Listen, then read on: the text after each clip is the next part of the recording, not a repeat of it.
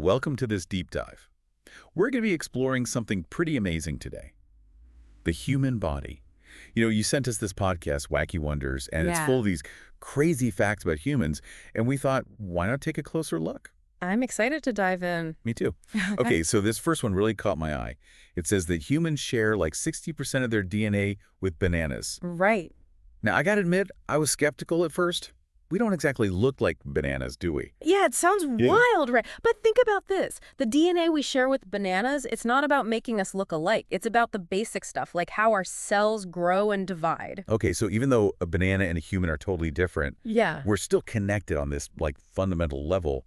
That's kind of mind-blowing. It really is. It's like a giant family tree. Every living thing on Earth, from the tiniest bacteria to the biggest whale, we're all connected somehow. And those shared bits of DNA, they're like little echoes of that connection. Wow. So a banana can actually teach us about our own place in the big picture of life. That's amazing. All right, you ready for another one? Wacky Wonders says that humans are bioluminescent. Wait. Does that mean we glow in the dark? We do, but it's a very, very faint glow. Too faint for our eyes to see, unfortunately. Oh, man. So why do we even emit light if we can't see it? Well, it's all about the chemistry happening inside our cells, like a tiny fireworks show, you could say.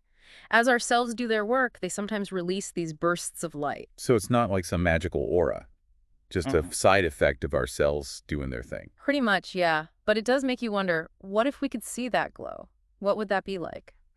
Interesting. Imagine seeing everyone with this faint glow around them. Exactly. Maybe someday we'll have the technology to do that. But for now, it's a reminder that there's a lot more to our bodies than meets the eye. Okay, I'm ready for another one.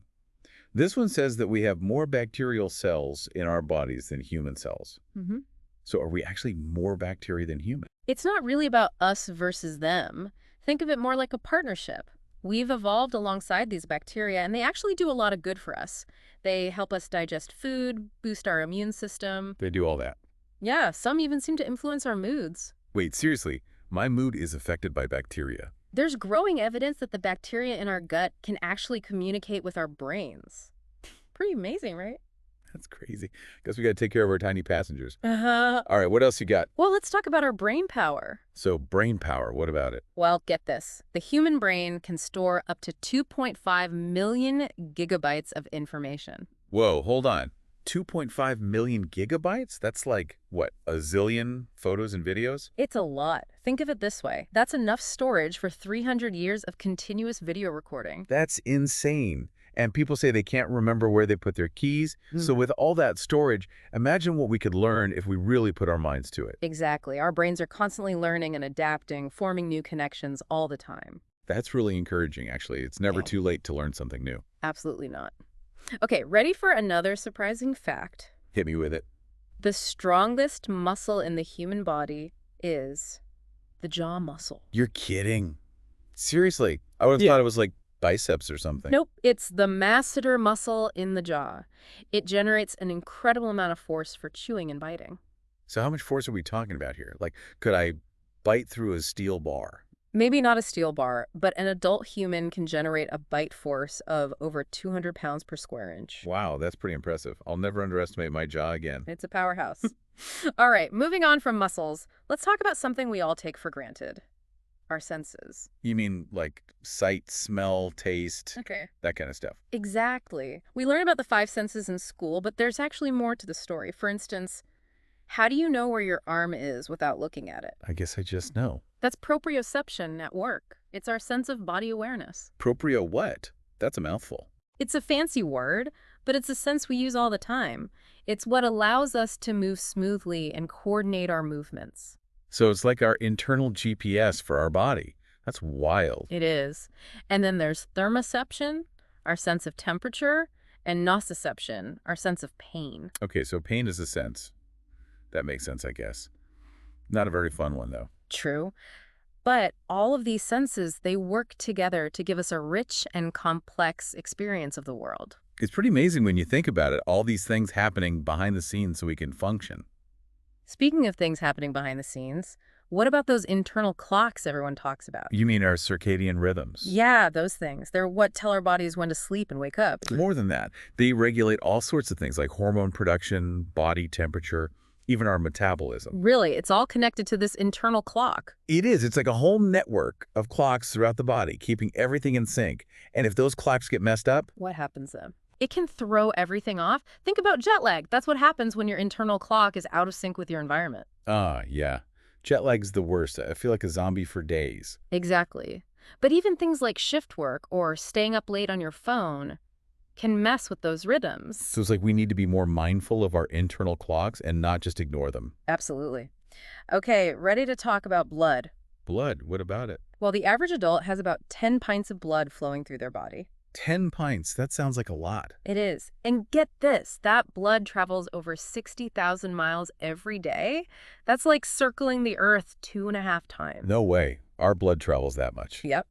It's constantly delivering oxygen and nutrients to every cell in our body and carrying away waste products. It's a pretty impressive system. Our bodies are like mini cities, with all these intricate systems running 24/7. It's mind-blowing. And our hearts are the engines driving this entire system, pumping nonstop day in and day out. Talk about a hard worker. Yeah. So how does our body keep up with all this blood-moving action? Well, our bone marrow is constantly producing new blood cells. In fact, it makes about 2 million red blood cells every single second. 2 million per second. That's insane.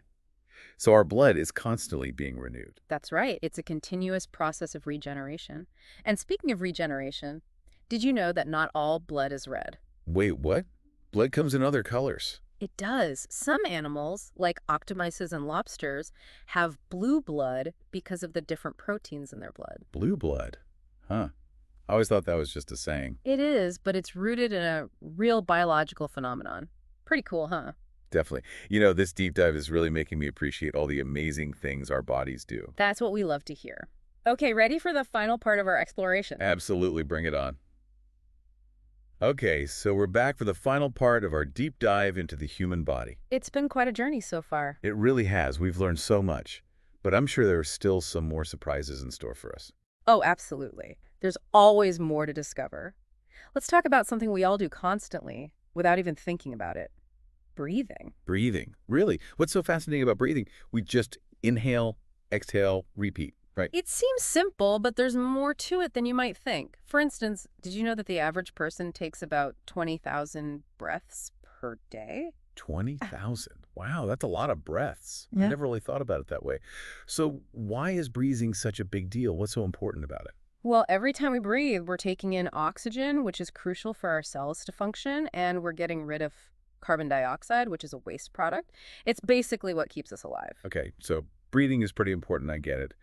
But is there anything else interesting about it? Well, one of the most amazing things is that we don't even have to think about it. Our bodies just do it automatically thanks to our autonomic nervous system. That's a good thing. Imagine having to remind yourself to breathe every few seconds. Right. And it's not just a mechanical process either. Breathing can also have a big impact on our mental and emotional state. Have you ever heard of deep breathing exercises for relaxation? Yeah, I've heard of those. They're supposed to help with stress and anxiety, right? Exactly. By controlling our breath, we can actually influence things like our heart rate, blood pressure, and even our brain waves. So breathing is like a secret weapon for calming down. You could say that. It's a powerful tool we all have access to. Okay, moving on.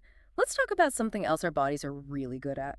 Regeneration. Regeneration, you mean like Wolverine? Are we talking about superpowers here? Not quite superpowers, but still pretty amazing. Our bodies are constantly renewing themselves, replacing old cells with new ones. For example, did you know that your skin cells regenerate about every 27 days? So I'm basically getting a new layer of skin every month. That's kind of cool. It is. And it's not just our skin. Lots of different tissues and organs can regenerate, some better than others. But I thought some parts of our bodies couldn't regenerate, like brain cells. That's what scientists used to think. But we're learning new things all the time. It turns out that new brain cells can form, even in adults. So there's still hope for us. Okay, what's our final wonder for today? Let's talk about our immune system. It's our body's defense force, constantly working to protect us from all sorts of threats like bacteria and viruses. So it's like our personal army fighting off all the bad guys. You could say that. Our immune system is incredibly complex, with all sorts of different cells and molecules working together to keep us healthy. It's mind-boggling how our bodies can even tell the difference between good and bad stuff on such a tiny level. How does it even work? Well, one of the coolest things about our immune system is that it has a memory.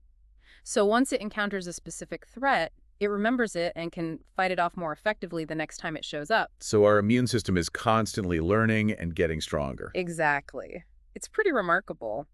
Well, we've covered a lot of ground today, from the tiniest cells to some of our most complex systems. It's been an amazing journey. I feel like I have a whole new appreciation for my body and all the amazing things it does. Me too. The human body is a truly incredible machine, and even though we've learned so much about it, there's still so much more to explore. It just goes to show that there's always something new to learn, even about ourselves. Well, thanks for taking us on this deep dive. I can't wait to see what we uncover next time. Until then, keep asking questions and keep being curious about the world around you. That's right. And don't forget to marvel at the wonders of your own incredible body.